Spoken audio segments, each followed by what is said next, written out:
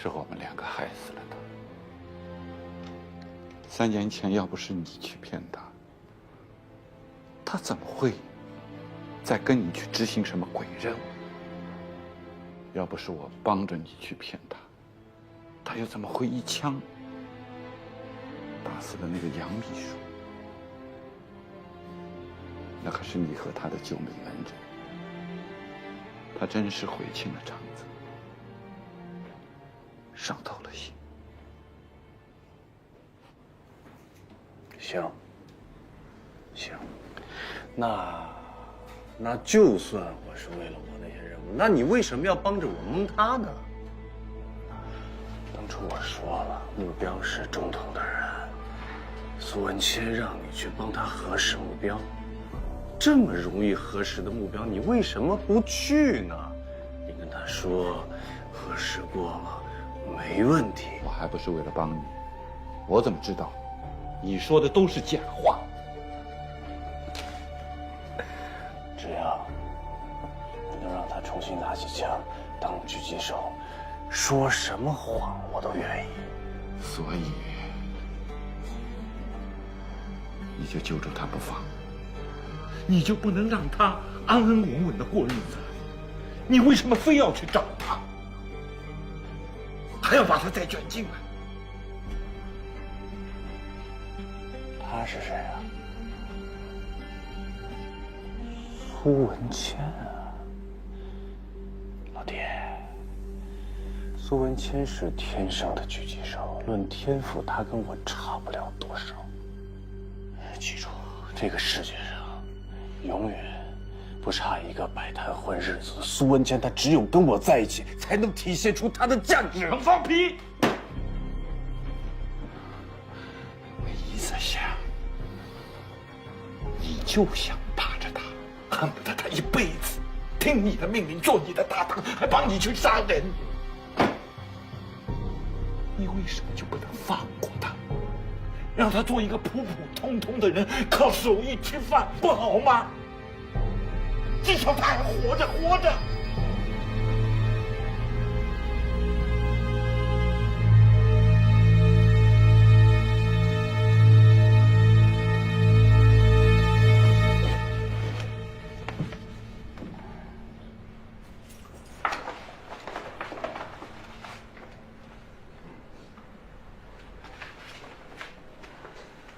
拿这个去找苏文谦，你应该知道怎么谈。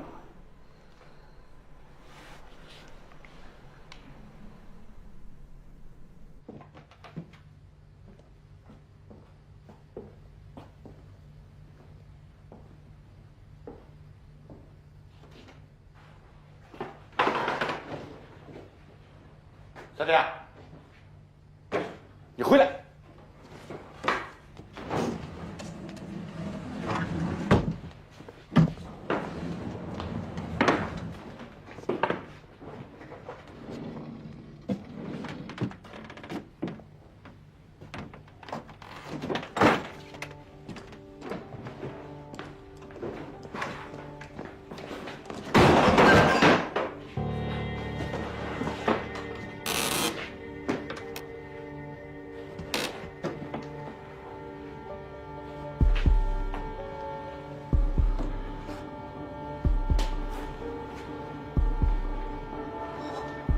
活儿挺细啊，枪都摔成那样了，还能复原。这些天没少费功夫。就我不想让苏文谦改行，就我想让他继续拿枪。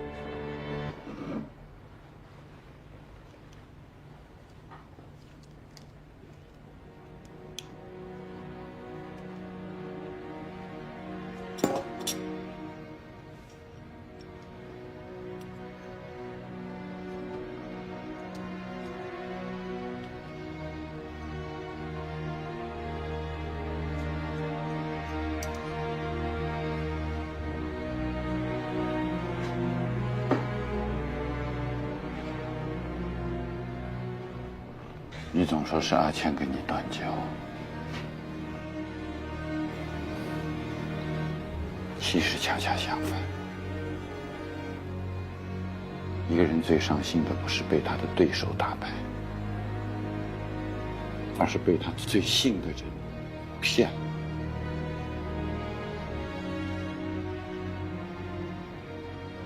所以他才伤得那么重，伤得那么深。你懂不懂？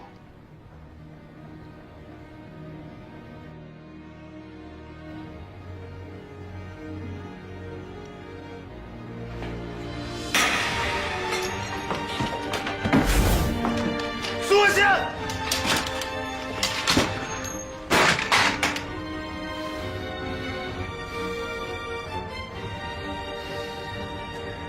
我苏文谦没有你这个搭档。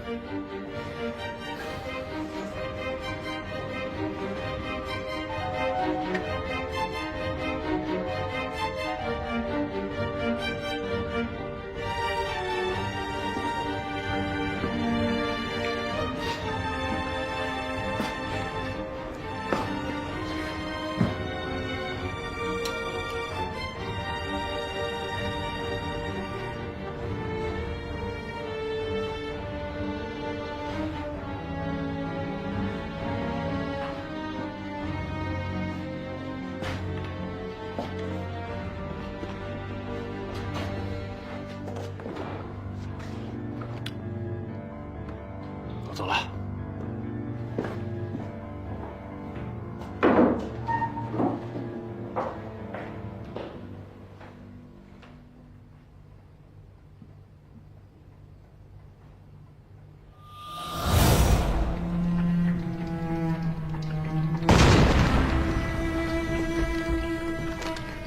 你来干什么？忘了原则吗？跟我耍心眼，你差得远了。王峰。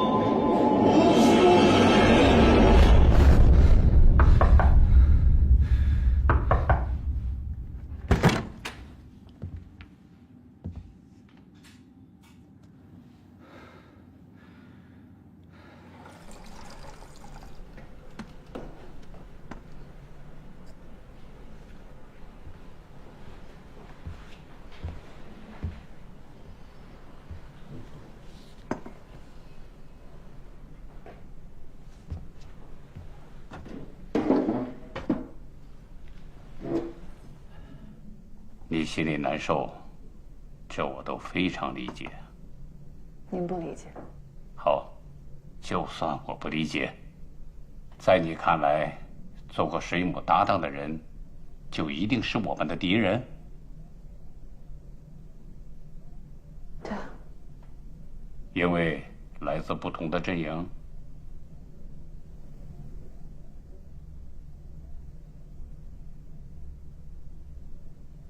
那好，我给你举个例子，你是搞电信出身的，我就拿你们这个行举例子。目前我党我军中央军委电信总局的局长来自哪个阵营？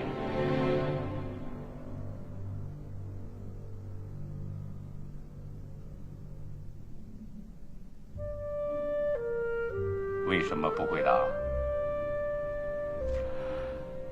因为你很清楚，他曾经是国民党军队的一员，是我们军队在第一次反围剿战场上把他俘虏过来的。我们把他当成天然的敌人了吗？没有，而是经过教育，把他争取成为我们红军的一名坚强战士，为咱们革命事业立下了赫赫战功。我们从来不认为光靠自己就可以包打天下，而且恰恰相反，只要他有一念之善，还有争取的可能，我们共产党都是张开双臂。局长，您说的道理我都明白，我也没有意见。但是现在问题就是，苏文谦的历史问题还没有调查清楚。他是不是一个定时炸弹，我们都不知道。如果我告诉你，苏文谦的历史是清白的呢？您又不了解他的过去，您怎么知道他是清白的？我是不了解，但是有一个人了解。谁？杨志亮。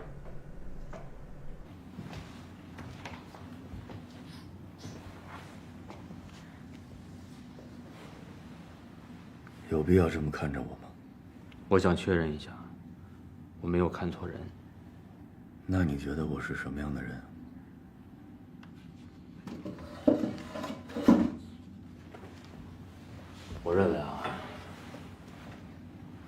我认为你是一个好人，是一个为了挽救无辜生命不惜牺牲自己的人。你真是高看我了。我就是个普通的木雕师，想过踏踏实实的日子，养活一家3口的小老百姓，没你说的那么高尚。我也理解不了你们的高尚。是吗？还有，以后不要跟我提什么交换条件。对外来说，我已经死了。死人是不需要保护的，更不需要你们保护我的家人。你们出现在我家人身边，只会引起别人的注意，把他们暴露在危险之下。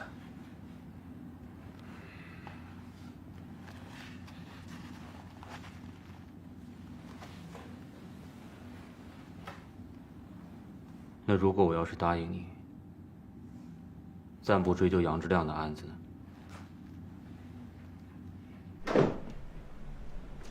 这是杨志亮同志牺牲前写给组织上的最后一份报告，因为你和他的特殊关系和当年你受的处分，并不适合你看，但是现在我批准你看。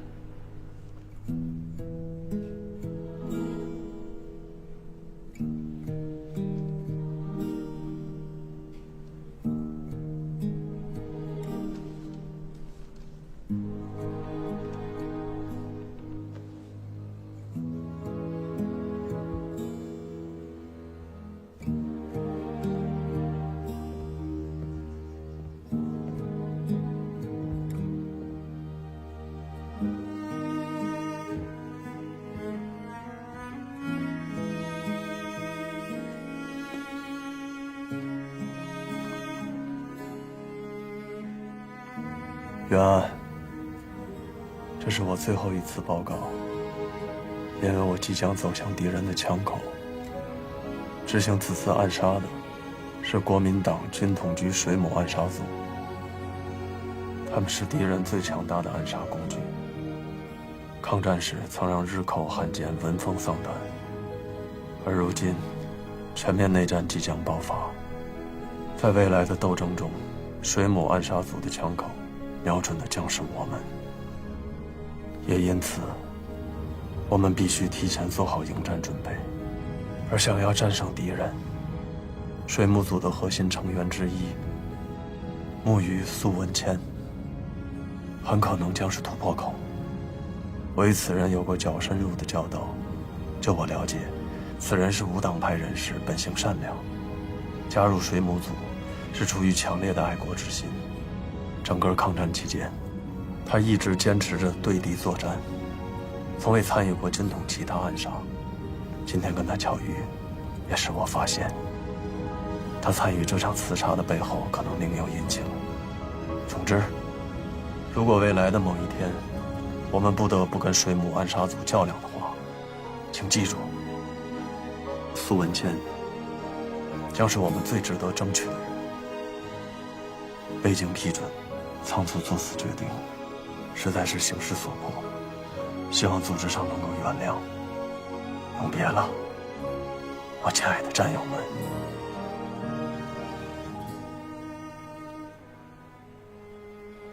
是啊，情感上，我知道你很难接受。苏文谦打死了杨志亮，而杨志亮却还为他说好话，这确实非常残酷。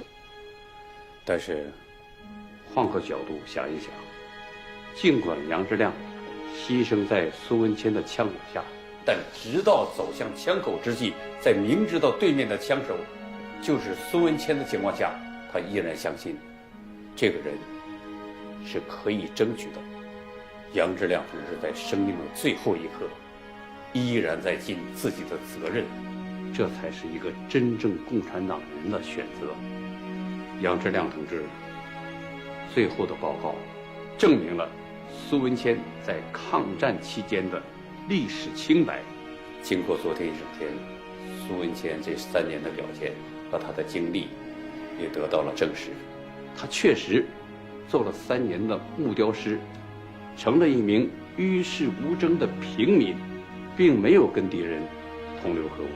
就像我之前提到的，同志，一个来自敌对阵营的专家都可以经过教育，成为我们的战友和功臣，那么苏文谦又有什么不可以呢？当情感和责任发生矛盾的时候，我们应该如何选择？灯塔同志用生命为我们做出了榜样。我相信，最终你不会让灯塔同志在九泉之下失望。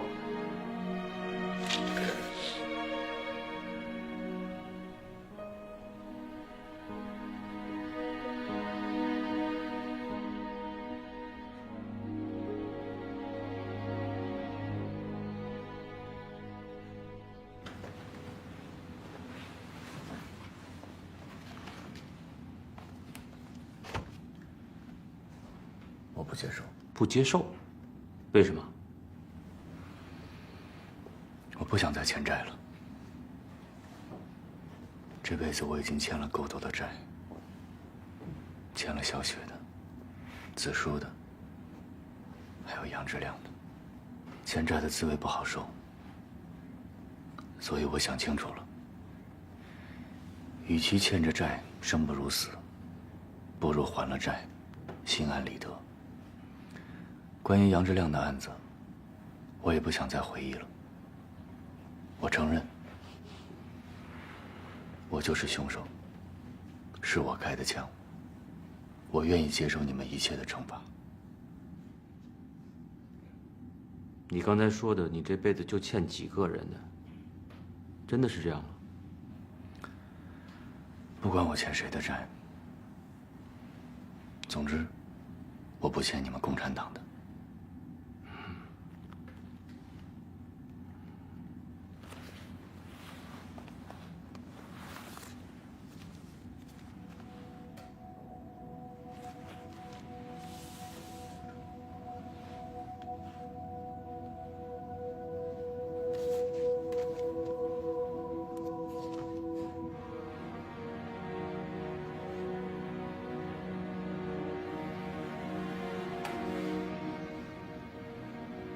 你看到了，杨志亮同志是我们的秘密党员，这个秘密当年你不可能知道。今天我之所以告诉你，我也绝不是想拿自己同志的生命跟你做什么交换，就是我坚信，一个杀了人、手指会连续颤抖3年的人，是绝不会坐视其他无辜的人丢掉性命的。现在我们也是要救人。水母组的风格，你比我们更清楚了。他们确定了目标之后是不会犹豫的。如果现在你不帮我，我都不知道该去救谁。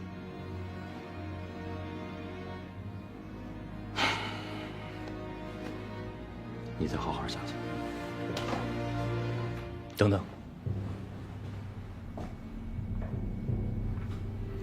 我不帮你们，不是顾及我自己。我是怕他们知道我还活着，一定会追查我的下落，这样就会连累小雪和子舒。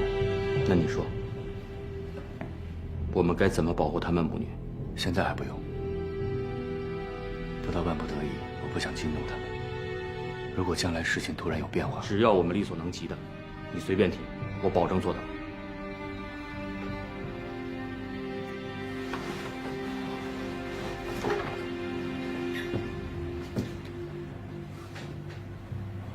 其实情报的内容我已经告诉你们了。情报的纸条上写的是几句乐谱，就是此书弹的。这是一首美国的乡村民谣，叫《正午的火车站》，它是讲亲人离别的。那你确定是我把拍子给报错了？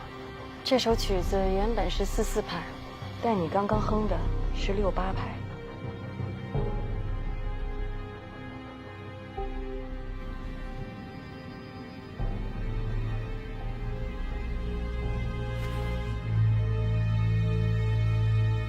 6月8日，正午的火车站台。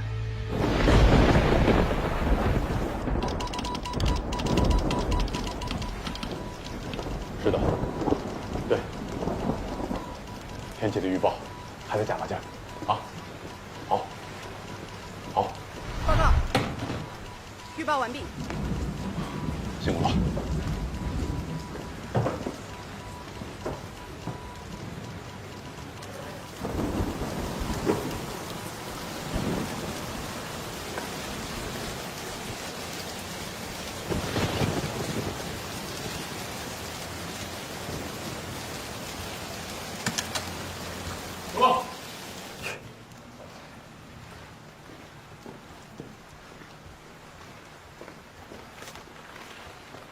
先头总队报告，自从我军昨天晚上顺利攻克越城之后，守敌残部就已经按着粤汉铁路全线溃败。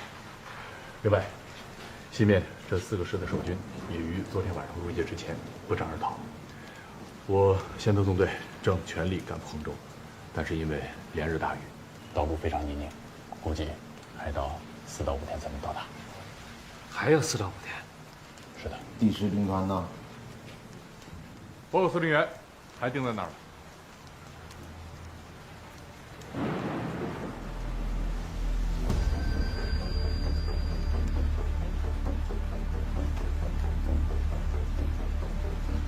这个第10兵团奇怪的很啊，眼看就要被我军包饺子了，竟然到现在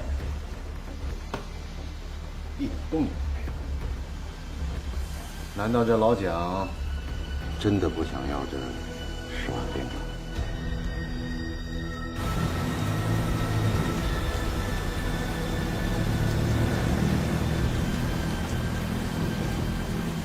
受梅雨季节影响，未来48小时内，长江沿线及江南大部分地区仍将有大到暴雨。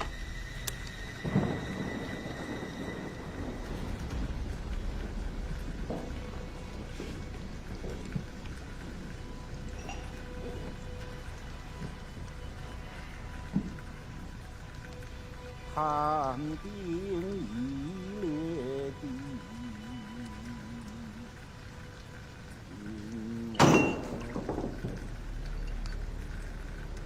王司令，这雨要是再这么下去，我们这10几万兄弟可就都陷在这泥地里，到时候像乌龟一样，爬都爬不动。总是这么耗着，算是怎么回事？撤不撤？给句话。撤不撤？这要等上头的命令。我这个军团司令是没有接到命令。怎么，何师长，你接到命令了？国防部一而再，再而三，我们每次申请都是尽快安排我们兵团撤退。我倒想问一句，什么叫尽快？等到共军把我们都围住了，连个准备都没有，这就是尽快？我何振邦可以战死，但是不能屈死。愣着干什么？想撤退的都给我捉起来！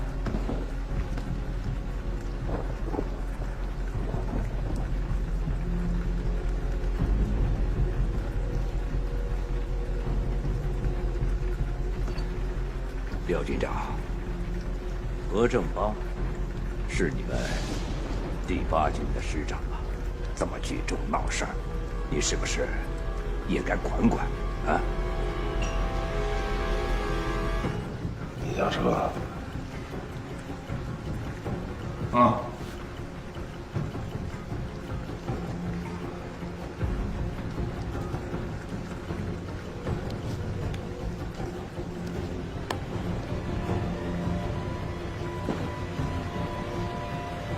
最后一个。杂牌军呀，老蒋现在连自己的嫡系部队都管不了，还管得了他？天气预报呢？哦，已经问过专家组了，可以肯定的是，未来3天仍然会有大到暴雨。我要的不是3天，是未来1周。啊，老伙计，这也不能怨他们。毕竟现在江南的梅雨季节已经到了，部队已经把清华大学最好的几位气象学家都给请过来了，但是让他们预报更准确的长时间的天气。老罗，哎，有难度吧？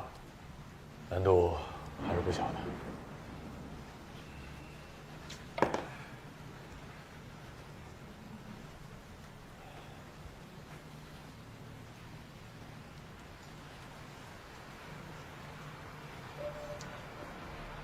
老伙计，我猜到你的想法。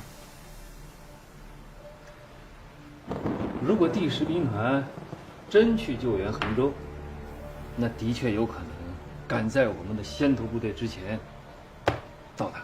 那样的话，中央军委下达的作战计划就得要调整了。我觉得不至于吧。且不说这第10兵团还驻扎在县境，即便就是要逃跑，也应该沿着最快的粤汉铁路线跑吧。衡州可是咱们的主攻方向，如果他们也奔着衡州来的话，那就是自寻死路啊。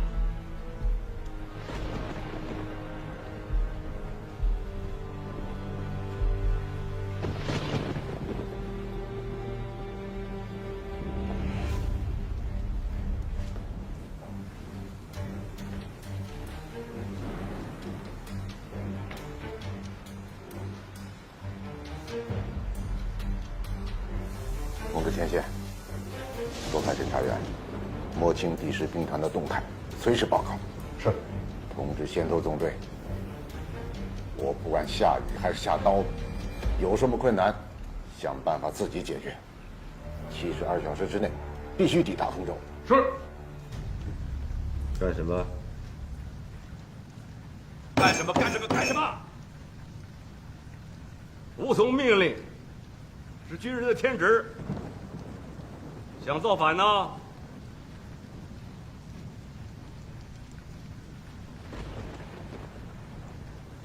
干什么？干什么？这是啊！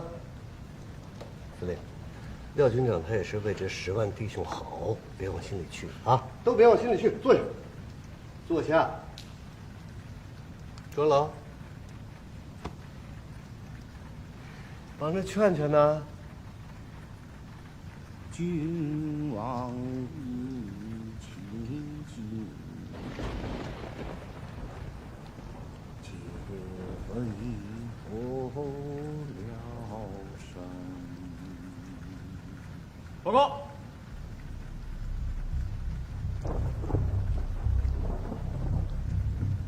国防部急电。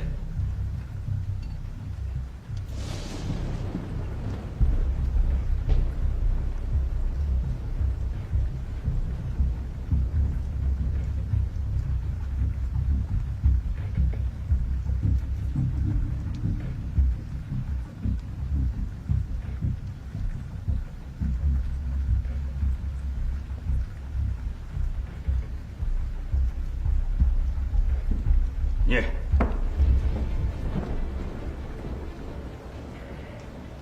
第10兵团司令长官唐思远，接电速率你部撤离仙宁驻地，沿粤汉铁路向南转进，即刻出发。国防部。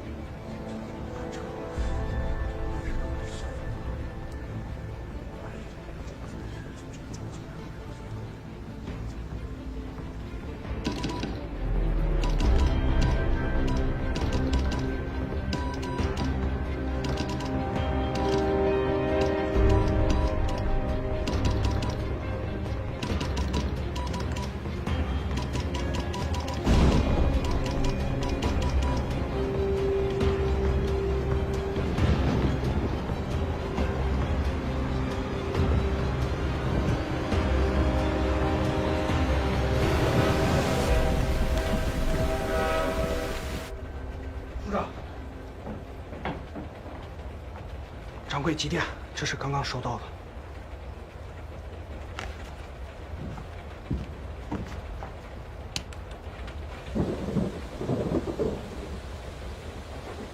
本店全屋后，京城起运，沿粤汉线南发，望速寻东家。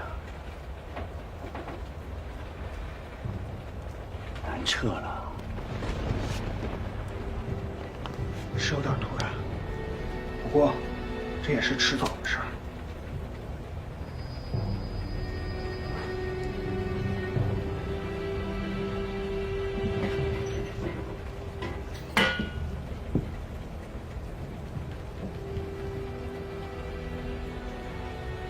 还有多久到松江？沿途都在为运粮专列让路，今日正午就能按时抵达松江。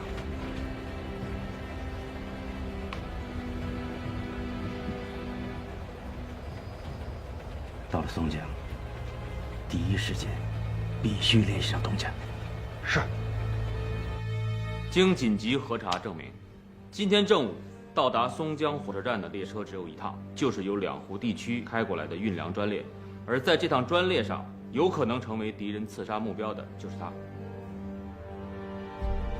殷千素，同盟会创始人之一，殷震之子，著名的民主爱国人士，在抗战期间担任国民政府的抗敌救济总署署长，具有很强的政治和社会影响力。这个人在国民党内和蒋介石长期不睦，但对我党同情，坚决反对内战，所以在内战全面爆发之后，他就辞去了职务，以表示他的不满。松江解放之后，应文市长的邀请，加入了我们人民政府，成为了松江市粮食总署署长。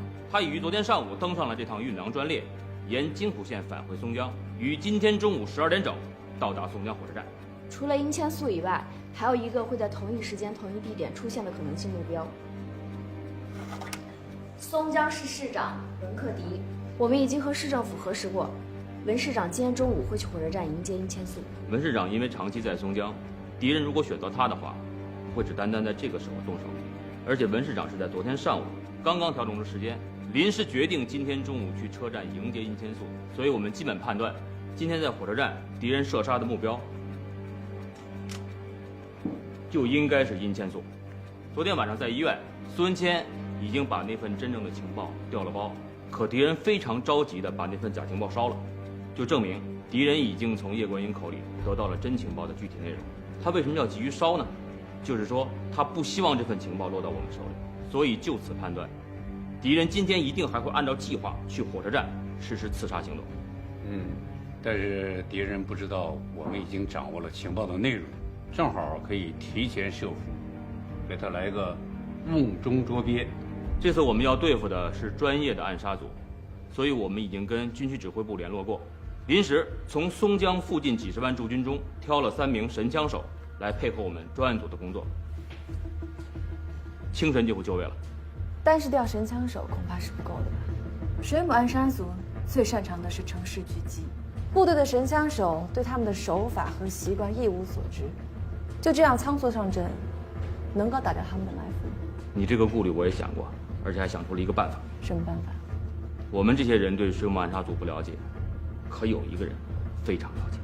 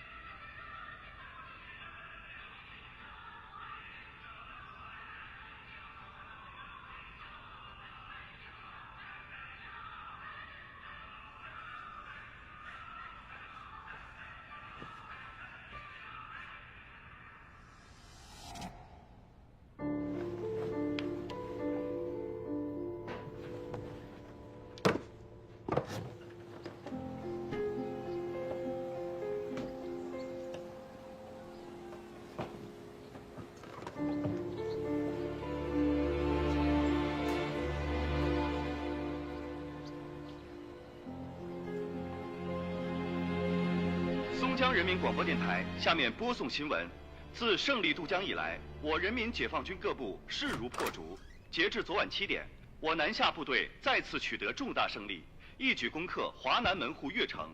国民党守军溃不成军，残部无心恋战，纷纷逃窜。我先头纵队正昼夜兼程，向南展开追击，向衡州推进。这么快，连越城都丢了？那少帅他们会？少帅，他跟我有什么关系？我关心的是楚军的弟兄们。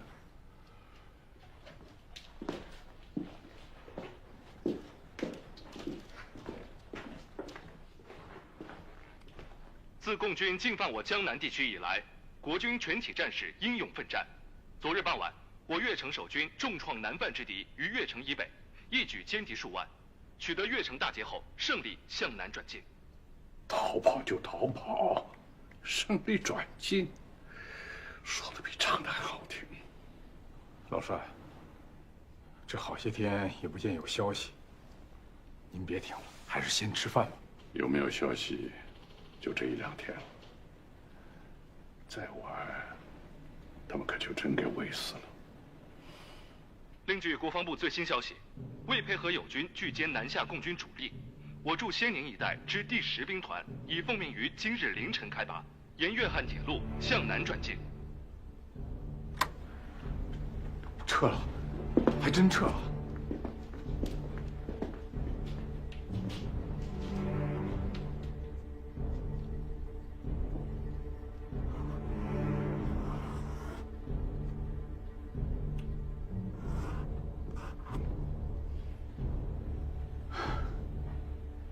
还好撤得及时，跟南下的共军也不是一个方向，碰不上了。吃饭。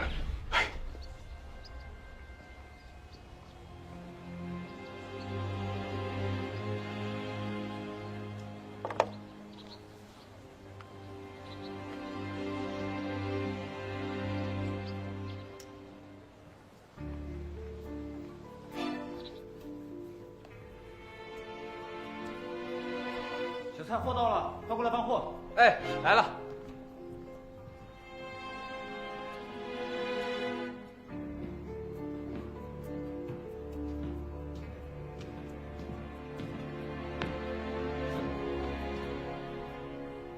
有人吗？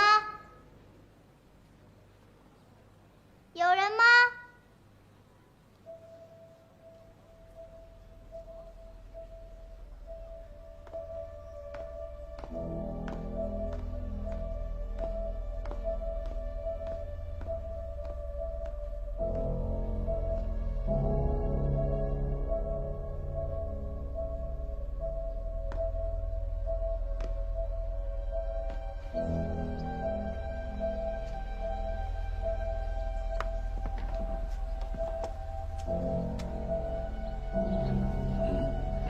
下面播送一则新闻：昨天下午6时许，我市蒲江江面发生一起汽车爆炸案，一名公安干警和一名曾姓市民在爆炸中遇害。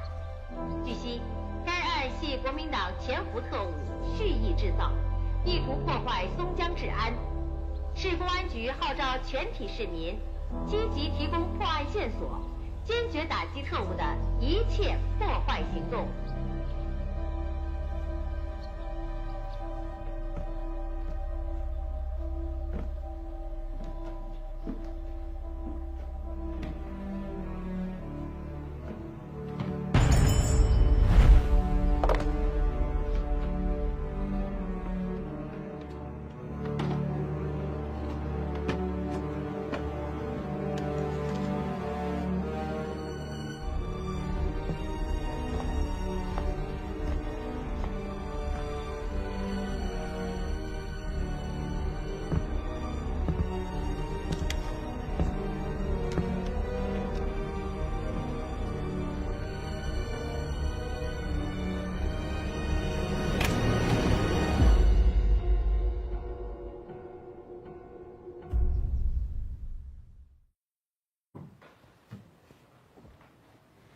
请进。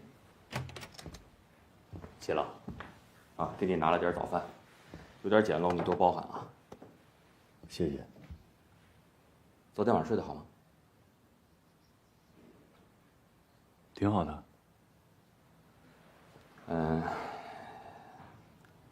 有什么事就直说吧。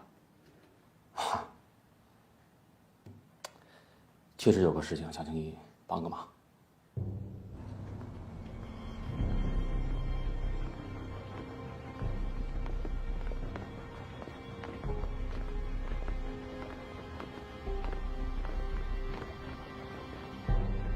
队长，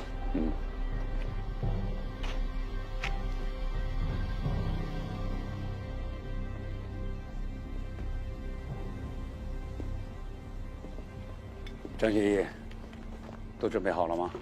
报告，都准备好了。这片房子地处山谷，有纵横3个风口，风速风向都很复杂，在同一弹道的3个点上测出的风速风向都不一样。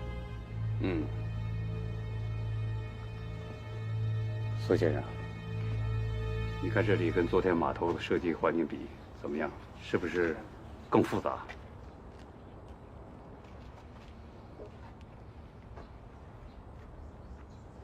是更复杂。怎么了？更复杂就好，要的就是提高难度。侧背挡，哎，开始吧。好。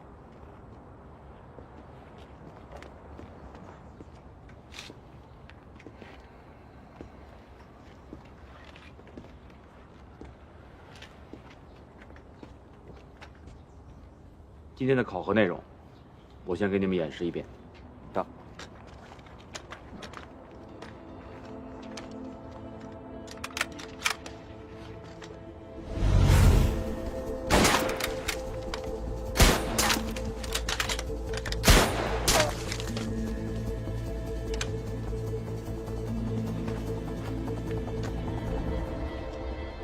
都看到了吧？想要成为专案组的神枪手，起码达到这个水平。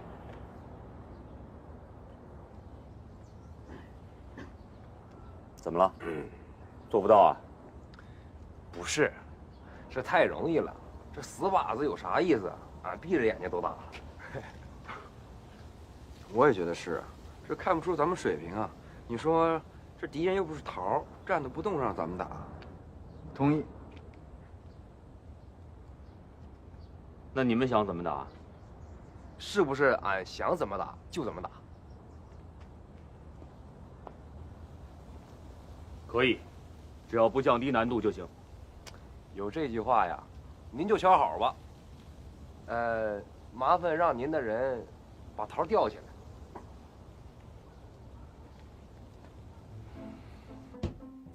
闹了半天，昨天打坏我玻璃的是你啊？对呀，怎么了？什么叫怎么了？你打坏我玻璃，你还有理了？我这不给你还钱来了吗？我们2清了。你等会儿，你这也不够啊！哎呦，你还想讹我啊？我都去人家玻璃店问过了，1块玻璃就值这么多钱。1块玻璃啊，是这么多钱？那你昨天还打坏了我做的白雪公主啊！白雪公主是你做的？不然是你做的。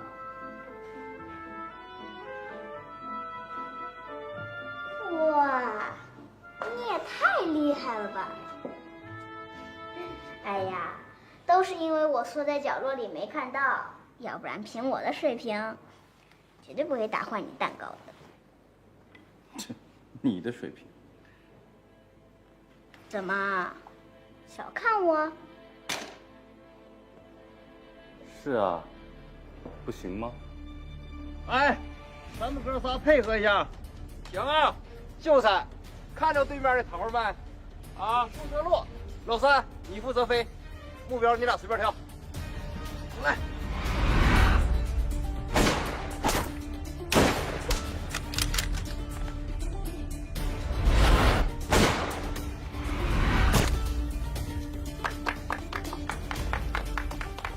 好样的！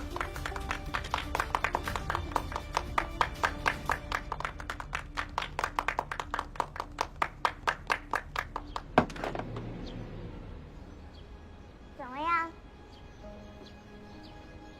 第一局算你赢。还敢不敢赌啊？赌什么？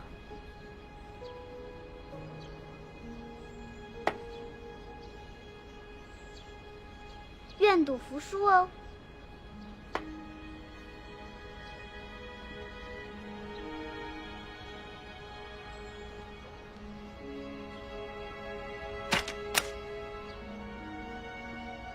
怎么样？马马虎虎吧。马马虎虎。再来啊！还有什么题目，你尽管拿出来，我打到你服为止。你们3个，自我介绍一下吧。报告首长，我叫王秀全，都叫我秀才，入伍5年，狙击战绩97人。可以啊，长得像秀才，倒是开枪的好手。陈连胜入伍7年，狙击敌人251人，其中军官65人，家中排行老3，所以大家叫我老3。报告首长，俺叫赵大古，入伍3年，狙击战绩84人。苏先生，你怎么看？什么怎么看？我是说他们的枪法，你还满意吧？他们枪法很好啊，比起水母暗杀组，能较量吧？较量？为什么要较量？好，我来说明一下。根据您帮我们破获的敌人情报，我们决定今天中午在松江火车站打一场伏击战，争取把水母组一网打尽。我们这里边你是对水母组最了解的人，所以今天请你来啊，就是想让你帮我们判断判断，以我们现有的力量，能不能把这场伏击打好。另外，这水母暗杀组有什么习惯的手法，我们该做些什么针对性的准备呢？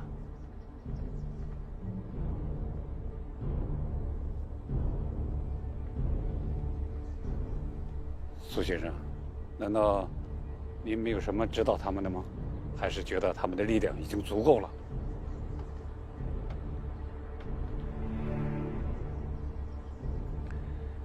我已经把情报告诉你们了，你们也知道目标是谁，完全可以先把目标保护起来。为什么还要打伏击呢？这么好的机会为什么不打？也就是说，不管有没有人会被暗杀，你们都会除掉你们的对手。当然了，他们是敌人啊。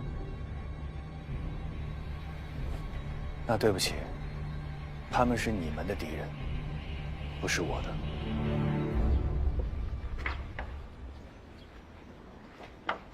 子弹刚好卡在这缝里，什么意思呀？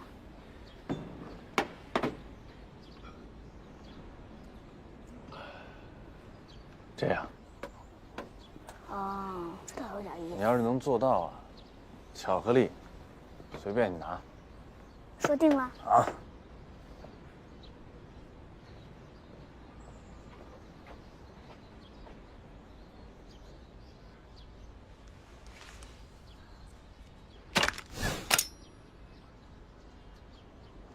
哎呀，这回不算，这回不算，肯定是口子太大了。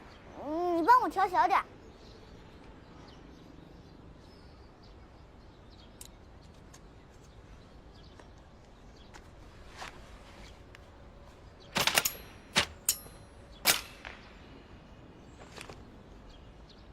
还要调吗？不用了。认输了？认输？凭什么？哎，这可不是我的水平有问题，这明明是你出的题目不对嘛。首先，打弹弓是为了打中目标，谁没事拿子弹独动啊？有用吗？第二，就算打得分毫不差，子弹飞出去的力度那么大，怎么可能就不轻不重卡在上面的？没人做得到。那如果有人做得到，那我就拜他为师。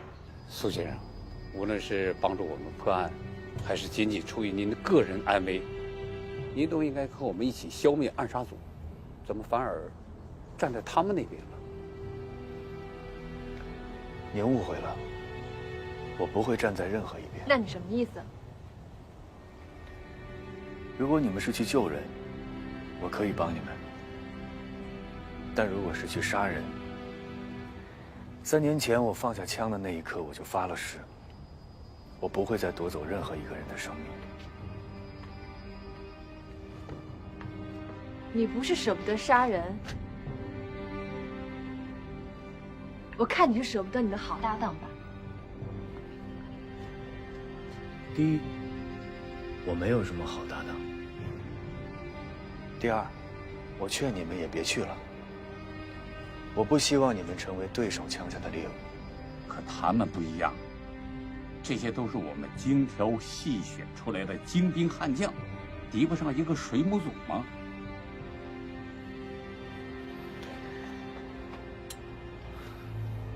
就凭他们，什么意思啊？什么叫就凭俺们呢？这谁呀？装什么牛逼的宝藏啊？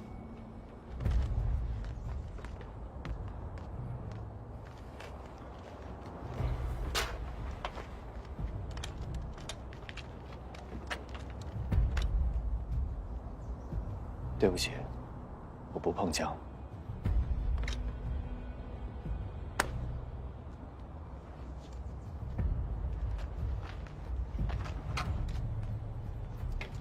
苏先生，他们的射击水平，刚才你都看见了，为什么还认为他们不行呢？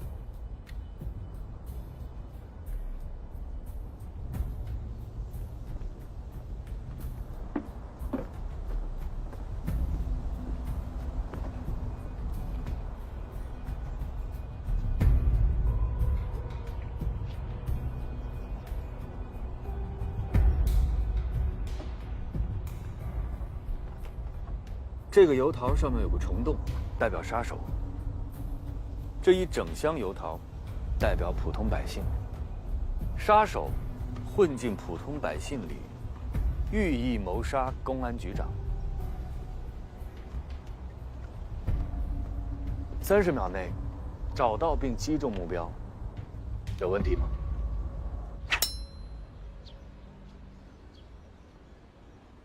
运气，这肯定是运气。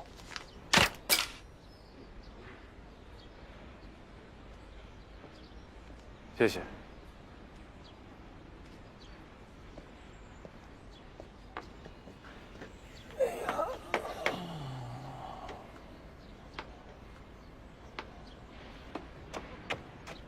师傅，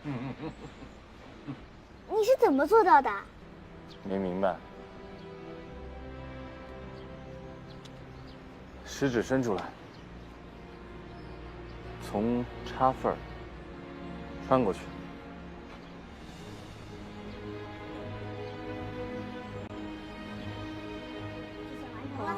一点懂了吗？倒计时准备，开始！29、28、27。上路，大拱，中路，秀才，下路，是。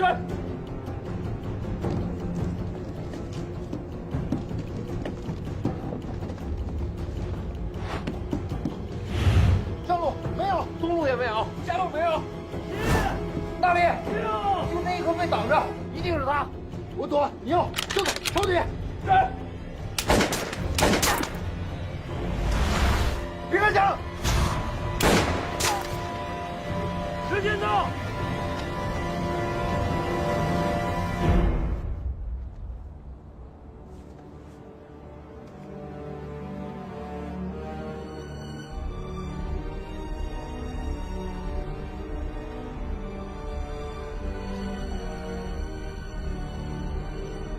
众目睽睽之下，杀手逃脱，造成普通百姓2名受伤，1名被杀，任务失败。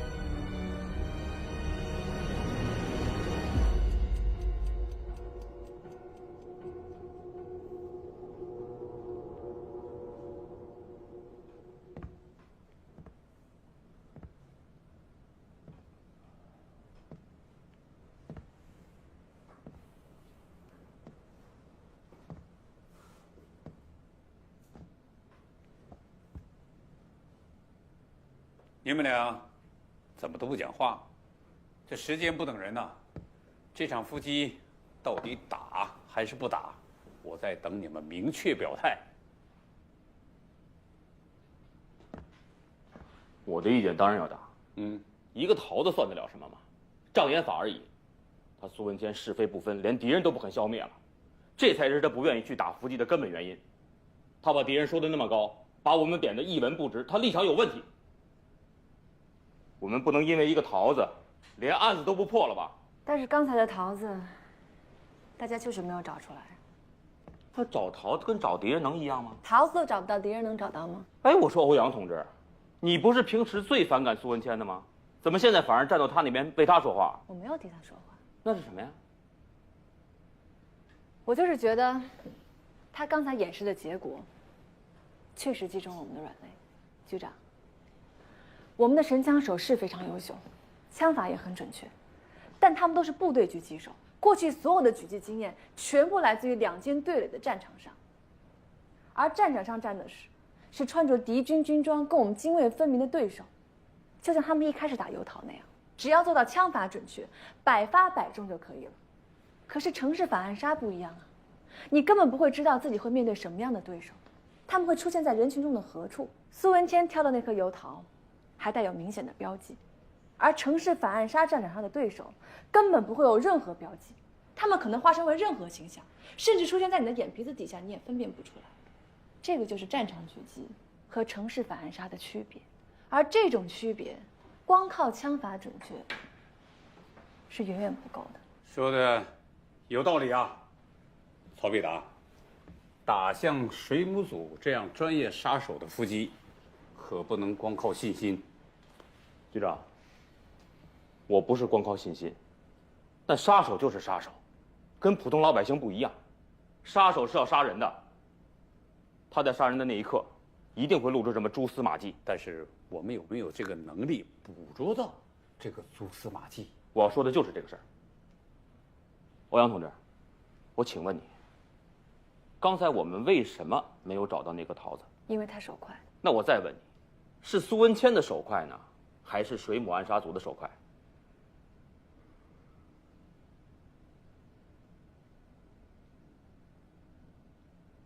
在码头上，苏文谦用一个弹弓就抢了杀手的先，那应该是他更胜一筹。这就对了。局长，你还记不记得，在码头上有一个人看到苏文谦把那个木雕小鱼打向了叶观音？陈医生，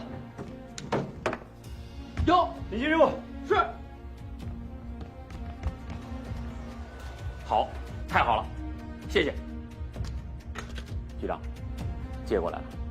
现在有了小镜子这双眼睛给我们当观察员，又有3个神枪手的实力，我们了解了敌人的情报，敌人蒙在鼓里，我们张网以待，可谓天时地利人和都在我们这边。这场伏击总算没什么问题了吧？你的意见呢？哎呀，欧阳同志，这可是千载难逢的机会，过了这个村就没这个店了，你还犹豫什么呢？可是我们确实不够了解水母组啊。如果真像苏文谦说的那样，双方的实力差距那么大的话，那你就那么情愿相信别人的话，认为我们一定会成为敌人枪口下的猎物吗？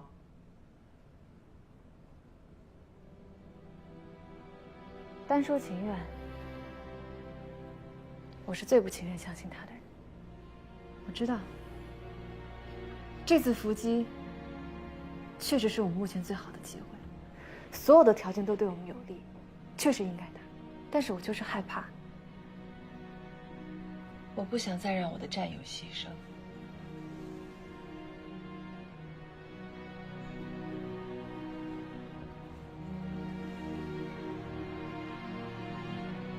要不，稳妥起见，我们再做做苏文谦的工作，请他参与，共同拟定具体的伏击方案，力争把风险降到最低。我不同意。为什么？苏文谦现在是敌是友都不清楚，怎么能把伏击方案告诉他呢？这风险太大了，我不同意。我也不同意。虽然我不相信苏文谦会去帮敌人，但是他现在那个态度，他怎么可能帮咱们呢？再有，我并不保证这一次伏击任务没有任何风险，但是您想想，这个世界上哪有没有风险的战场啊？这反沙较量同样是你死我活的战场。如果这个时候需要我们顶着枪口上，那也是我们的责任。局长，我请求您批准我们这次的伏击行动。欧阳，苏文谦，你不信任，那么你就是唯一了解神游组的人了。这场伏击行动，你到底是赞同还是反对？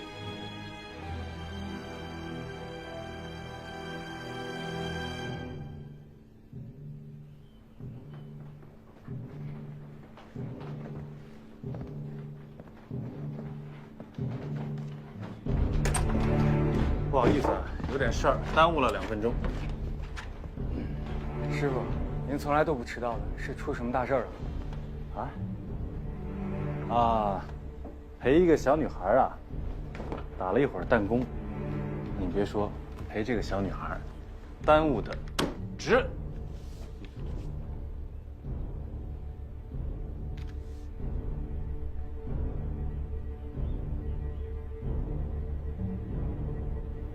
有问题吗？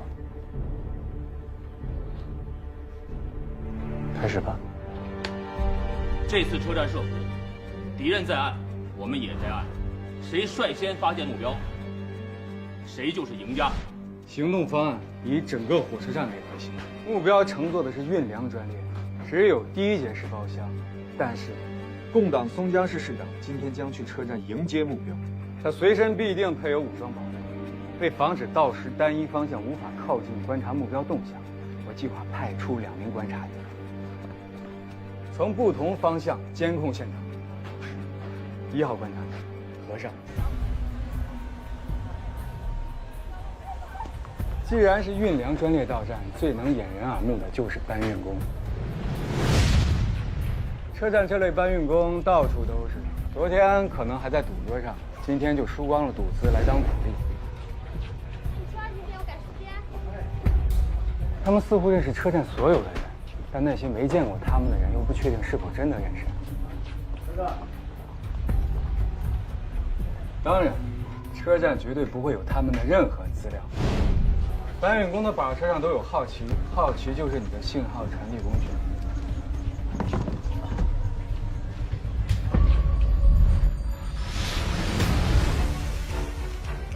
车站大楼最高处的阁楼可以俯瞰到火车站台、旅客进出口、货运通道，是视线可以覆盖全场的制高点。秀才，有，无论站台上发现什么，你都不许乱，要稳住，守住我方唯一的一个制高点。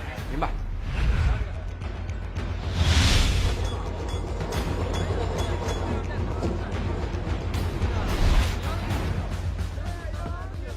旅客进出口，这儿的人流量比较大。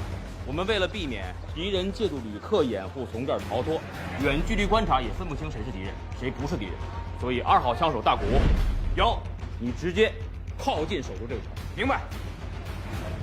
就是我要买一个糖葫芦。拿好啊，小朋友。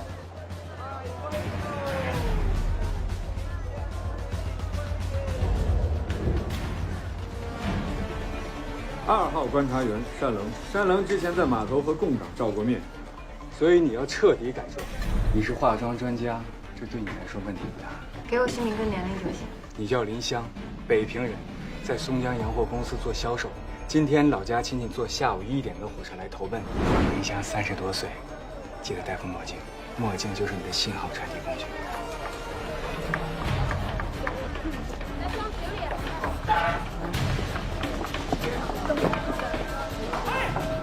快帮忙！来了！哎呀，你们快点，看长五大三粗的，怎么一点有气无力的呢？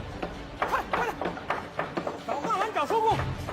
货运通道，这儿的人流量比较稀少，但是也不能避免敌人从这个位置进出，所以3号枪手老三，是你的位置必须隐蔽，而且隐蔽点要尽量靠近货站的围墙，以便一旦发生什么意外，要马上变换位置，以围墙为依托，守住这个口，不让敌人从这里逃脱。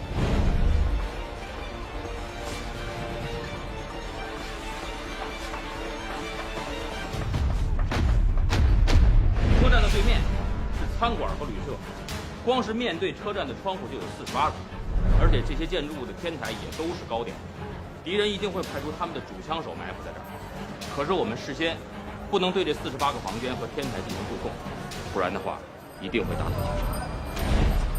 我担任主枪手，段振鹏负责第一撤离点，准备在车站大楼侧站接应全组撤离。冷条负责第二撤离点，留守站外，如有意外赶来接应。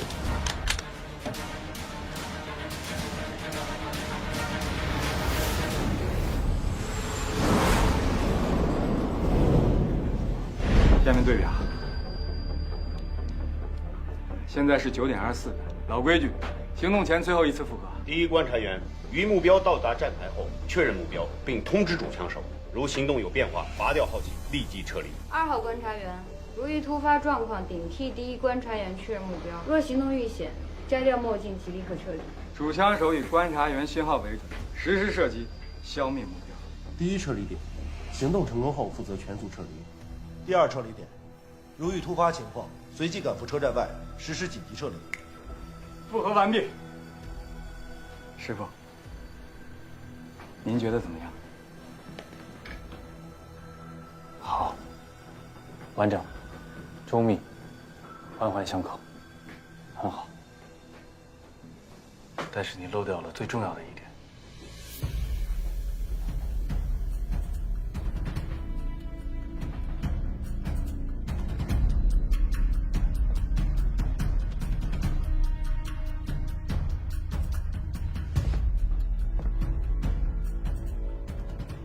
师傅，是哪一点？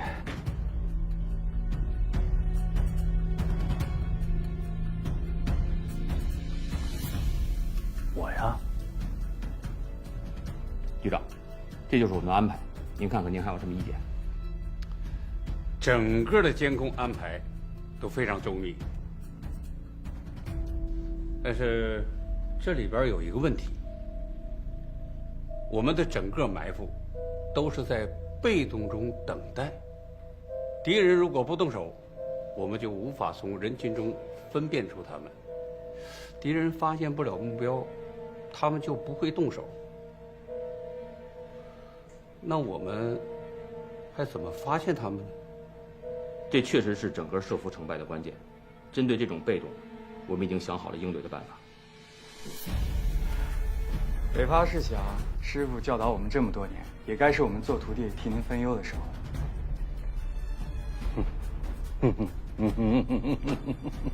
好，有志气。那我就让你们放手去干。这一次，我就当一个看客，看你们的成果了。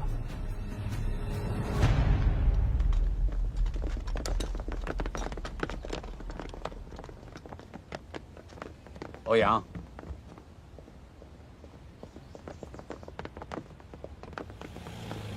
这次行动你就不要参加了。为什么，局长？设伏是武装行动，毕竟有一定危险。你的长项是资料分析，可不是动刀动枪的。再说，你留在局里还有更重要的工作。什么工作？苏文谦。说句实话，这次设伏我们并没有十足的把握。而苏文谦毕竟是最了解水母暗杀组的人，尽管他思想上一时转不过弯来，但是我们能做的就尽量去做工作。退一万步来讲，这次不行，为了将来，我们也不能放弃他这个专家。但是我不想跟他打交道。欧阳，想不想并不重要，重要的是你是最适合跟他打交道的人。为什么？3个原因。第一，你是最了解水母组，也是最了解苏文谦的专家。第二，尽管你不愿意承认，但是在内心里，你才是那个最相信他能力的人。至于第三，你曾经说过，不想让你的战友牺牲。就从这一点，我相信你能克服一切障碍。我知道了，局长。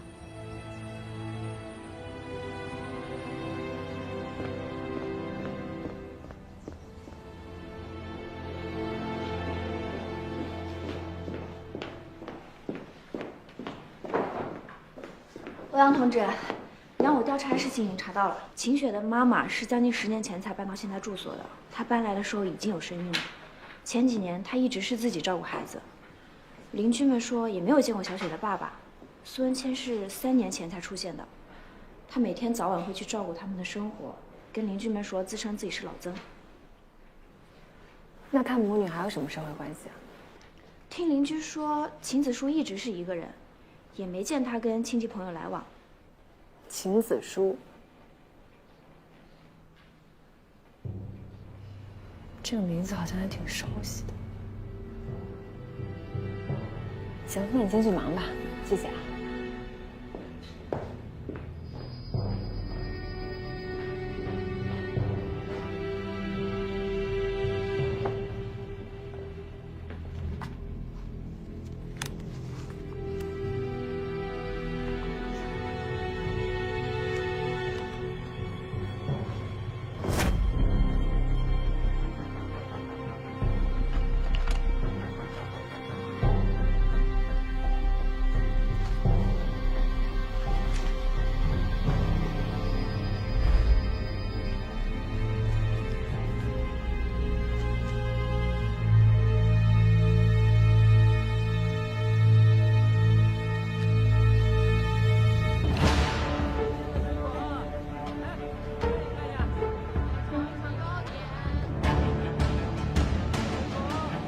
等一下就好了。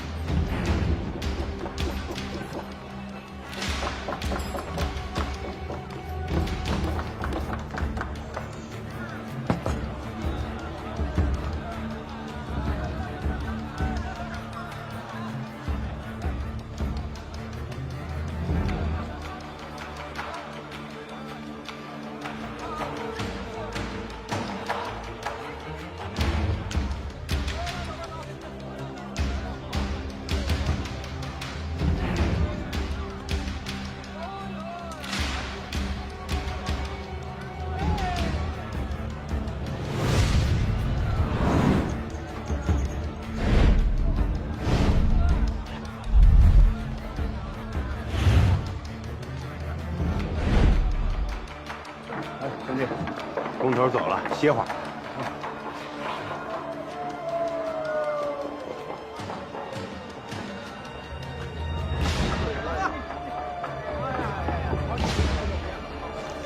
这个桂花糕怎么卖呀？2000块钱。2000块呀？啊。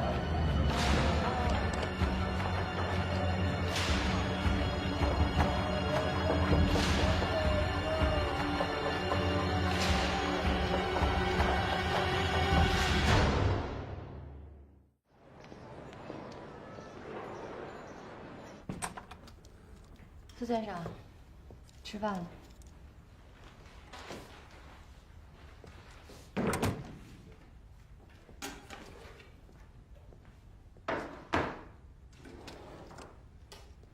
谢谢。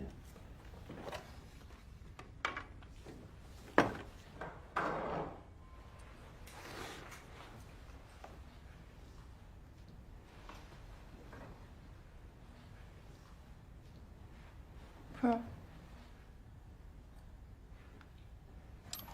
一晚上没回家，想小雪了吧？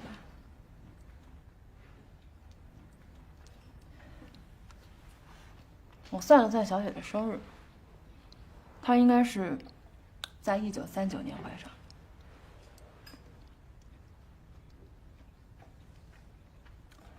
39年9月，武藤和白松崎在松江被刺。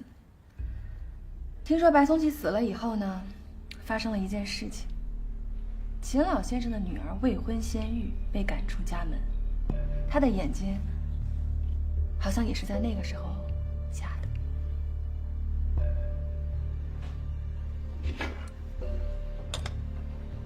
吃饱了。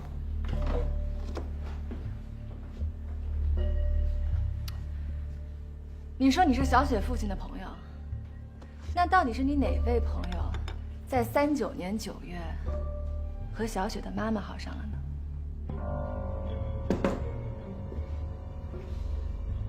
你这是干什么？调查我的家人？我就是关心关心他们，你不用这么紧张。少跟我来这套。他们犯法了吗？你凭什么调查他们？不是你让我保护他们的吗？我做一个他们的背景调查，也是便于将来保护的。我要见曹组长。组长不在。你干什么去？苏文谦。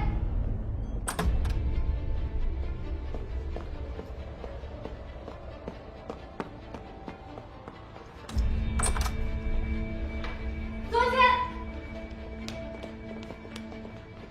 去干什么了？关你什么事儿？是不是去火车站了？果然还是去了。你站住！苏文谦，你站住！你别想去火车站给你的同党通风报信。我原本以为我不帮你们，你们就会有自知之明，放弃父亲，没想到还是这么自不量力。什么自不量力？你是怕我们把他们一网打尽？我真的不明白，你对我为什么有这么大的成见？我对你没有成见。你对我有没有成见？我看到你的第一眼，我就能感觉到。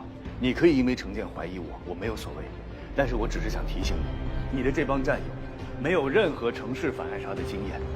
你认为一帮生手真的能打过最专业的水母组吗？我话说直白一些，你这是眼睁睁的在看他们去送死。